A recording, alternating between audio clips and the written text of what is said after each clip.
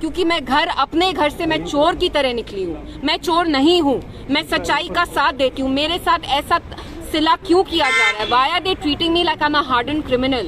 मैं आप लोगों के सामने सच बोल रही हूँ। क्या एक जुर्म है?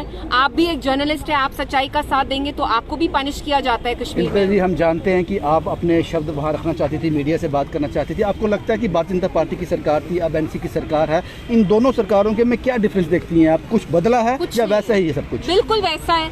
इनफैक्ट हमें लगा जब एनसी आएगी वो कम से कम कुछ अकाउंटेबिलिटी लेगी। हमें ही नहीं, जिन लोगों ने उन्हें इतनी भारी अक्सरियत से लाया उन लोगों को लगा कि इतने एमएलए दे के 50 एमएलए लाके जब यहाँ के लोगों के साथ कुछ गलत होगा तो एनसी अपना मुंह खोलेगी। आज चीफ मिनिस्टर साहब के एडवाइजर क्या कहते हैं कि आप जाइए पीडीपी जाइए, आप एलजी साहब से पूछिए, हमसे क्यों पूछ रहे? अरे फिर इलेक्शन क्यों हुआ? आप तो इलेक्शन की मांग करते थे, आपको कुर्सी चाहिए थी। अब जब आपको कुर्सी मिल गई है, आपकी रिस्पॉन्सिबिलिटी है। अगर आपका काम हम करेंगे तो इक्तिदा में आप क्यों हैं? फिर आप क्यों आए हैं? आप कुर्सी पे बैठने आए, कुर्सी गर्म करने आए अपनी। 2 पीएसओ वो आपकी तरफ देख रहे हैं कि हमारे साथ इंसाफ हो, जो इनजस्टिस हुआ है उनके साथ।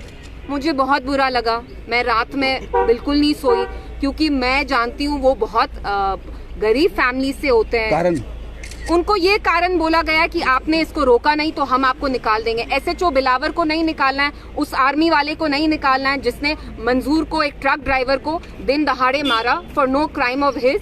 बट इनको मेरे पीएसओस को ही टारगेट करना था। क्यों? क्योंकि मैं घर से निकली, क्योंकि ये चाहते थे कि जेल की तरह मुझे वहां रखे और मैं निकल के आप लोगों से बात नहीं करूं, कठुआ नहीं जाऊं। इसका मतलब जो भी पुलिस वाला आपके साथ अटैच होगा, आपके साथ काम करेगा, उसकी जॉब रिस्क में है। देखिए, अगर मैंने सच्चाई का साथ दिया तो सब जो मेरे इर्द गिर्द होंगे वो सब रिस्क में है। तो this is a choice that I make. लेकिन मेरी इनसे अपील है कि जिनने भी यहाँ ह्यूमन राइट्स वायलेशंस की, आप उनको पनिश करिए। आप अपनी फ्रस्ट्रेशन और गुस्सा, आपका भांडा हमने फोड़ा कि यहाँ एक रैकेट चल रहा है, आपको उस बात पे अगर गुस्सा है तो आप वो गुस्सा मेरे पीएसओस पे क्यों निकाल रहे हैं?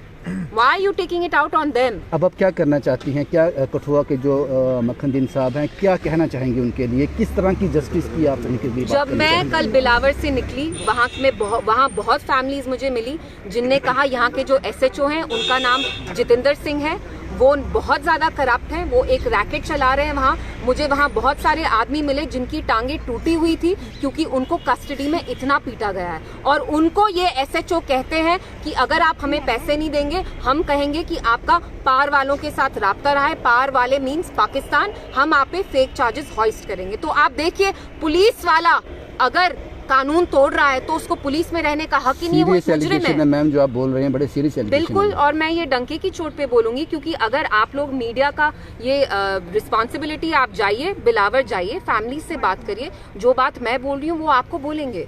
सो even you should go, you should cover बिलावर and see what's happening there.